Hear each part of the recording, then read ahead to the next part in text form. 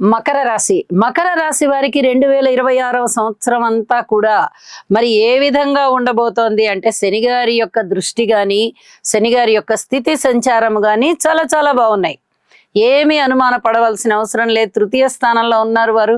ధైర్య సాహసాలతో చక్కగా అత్యద్భుతమైన ఫలితాలు మీరు పొందేటట్టుగా ఉంటుంది. అనుకూలమైనటువంటి నిర్ణయాలు చేస్తారు. 10 మంది హర్షించే విధంగా ఉంటాయి. మనోబలం చాలా బ్రహ్మాండంగా ఉంటుంది. అనేక విధాల కార్యసిద్ధి కలుగుతుంది. ఎందుకంటే ఏలినాటి శని వెళ్ళిపోయిన తదుపరి శని గారు తృతీయ స్థానంలో చాలా బాగా యోగిస్తారు. అనేక విధాల మీకు ఉన్నతిస్తారు. అంటే స్థిర చిరాస్తుల్ని ఇస్తారు. ఉద్యోగంలో అసంతృప్తి ఉన్నట్టయితే ఉద్యోగ జీవితంలో మార్పునిస్తారు. సంతానం కావాలంటే సంతానాన్ని ఇస్తారు. వివాహం కావాలంటే వివాహాన్ని ఇస్తారు.